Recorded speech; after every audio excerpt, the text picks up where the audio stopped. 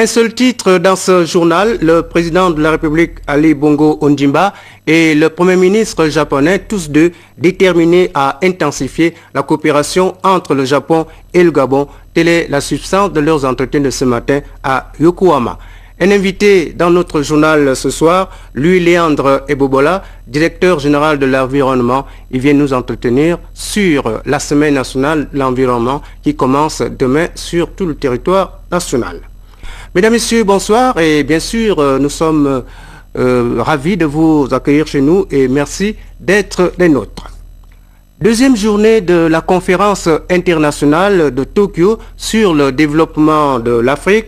En marge des dites assises, le président de la République, Ali Bongo Ondimba, a eu des entretiens avec le Premier ministre japonais dans la ville de Yokohama. Les précisions depuis le Japon avec nos confrères Rabia Delphiniari et Armand Mupende.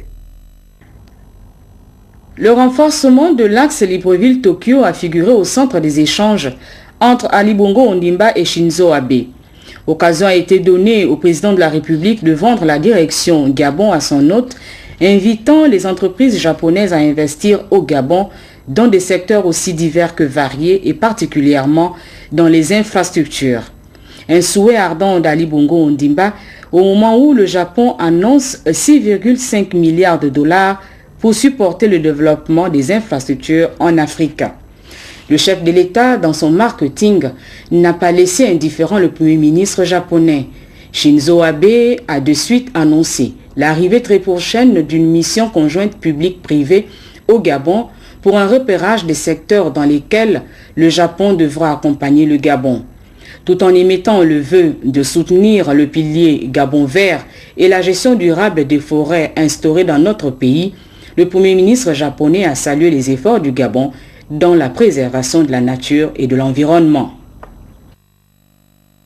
À Yokohama, les participants à la TIGAD 5 ont assisté aujourd'hui à la cérémonie de remise du prix Hideo Nokoshi, institué en 2008 par le gouvernement japonais. Cette année, ce sont deux personnalités du monde médical qui ont été récompensées pour leurs travaux en faveur de la lutte contre les maladies infectieuses. Le récit de Rabia Delphiniari et Armand Mupende.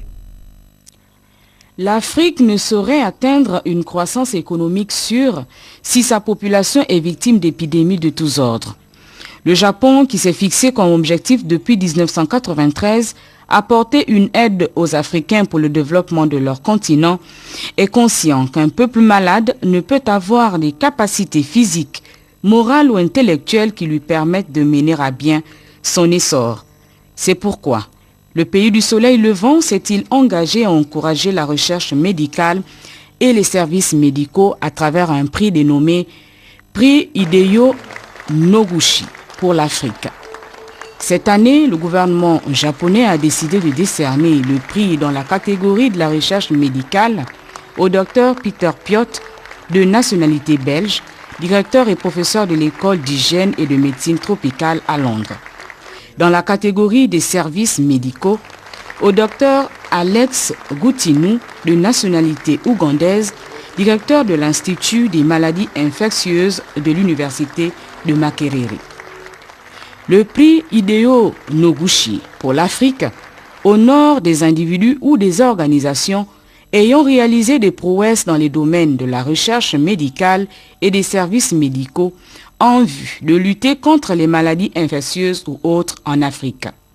Les lauréats reçoivent ainsi un certificat d'honneur, une médaille ainsi qu'une récompense d'un montant de 100 millions de yens dans chaque catégorie, soit environ 950 000 $.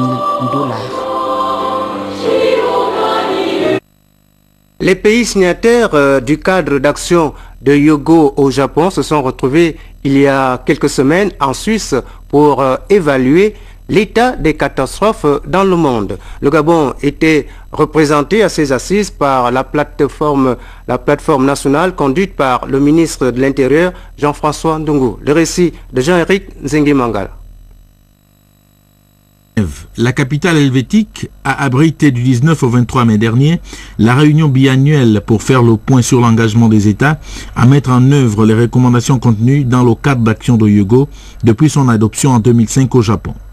Après les rencontres préparatoires au Centre international des conférences de Genève, c'est le président de la Suisse, Ueli Maurer, qui a ouvert les travaux de cette session en présence du secrétaire général adjoint des Nations Unies, Jan Eliasson, de l'ancienne présidente de Finlande, Tarja Halonen, et de la représentante spéciale du secrétaire général des Nations Unies pour la réduction des risques de catastrophe, Margareta Wallström. Nous attendons un engagement fort des gouvernements, des entreprises privées, des Nations Unies pour poser des actions spécifiques et concrètes.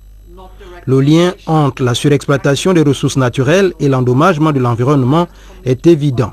Chaque composant de la société peut et doit contribuer chacune à son niveau à la réduction des risques de catastrophe. Le but de cette réunion est de motiver les gouvernements, les communautés locales à trouver des actions concrètes. Dans toutes les allocutions inaugurales, l'on retiendra la nécessité pour les États d'adopter ou de renforcer les systèmes d'alerte précoce pour coller au thème de ce forum, investir aujourd'hui pour notre sécurité demain.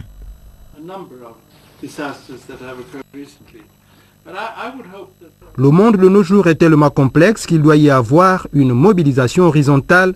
C'est pourquoi les responsabilités doivent être partagées entre les gouvernements, les organisations internationales, le secteur privé et tous les acteurs, même les communautés locales, afin de nous permettre de résoudre effectivement ce problème de réduction des risques de catastrophe. Nous devons mettre la réduction des risques de catastrophe dans le programme de développement à partir de 2015, car ce facteur affecte clairement les plus pauvres et les plus vulnérables dans le monde. Face aux désastres causés dans le monde par les catastrophes, à l'instar des pertes annuelles moyennes de tremblements de terre et cyclones qui pourraient être de l'ordre de 180 milliards de dollars, une mobilisation horizontale de tous s'impose. La CAC est à un niveau suffisamment avancé depuis la reprise en matière environnementale de manière générale et puis en matière de réduction des risques de catastrophes de manière particulière. C'est la toute première fois qu'un ministre de haut rang de l'Afrique centrale conduit une délégation aussi forte, notamment le ministre de l'Intérieur, de la Sécurité publique, de l'immigration et de la décentralisation du Gabon. Plus de 6000 personnes ont pris part à cette plateforme mondiale organisée par le Bureau des Nations Unies pour la réduction des risques de catastrophes, dont 173 délégations gouvernementales, 130 établissements d'enseignement, 209 organisations non gouvernementales et 67 entreprises du secteur privé.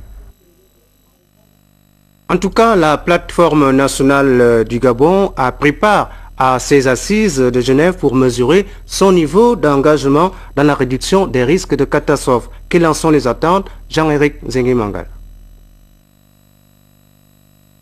Venu à Genève pour présenter son niveau d'engagement dans la réduction des risques de catastrophe, le Gabon, dont la délégation de la plateforme nationale était conduite par le ministre de l'Intérieur, Jean-François Ndongou, a été éligible au dialogue de haut niveau qui a suivi la cérémonie d'ouverture. On a suivi des exposés des experts qui nous ont rappelé l'urgence de prendre en compte cette donne et que les phénomènes qu'on observait, qui étaient des phénomènes cycliques, qui intervenaient tous les 10 ans ou parfois tous les 20 ans, et que ces phénomènes vont survenir de manière plus régulière. Depuis 2009, au niveau du cadre institutionnel, il a été mis en place une direction générale à la prévention des risques qui a essayé de faire le plaidoyer et a pu mettre en place en 2012 une plateforme nationale. Depuis l'adoption du cadre d'action de Yugo en 2005, le Gabon, appuyé par des partenaires au développement comme la CEAC, a mis en place des mesures allant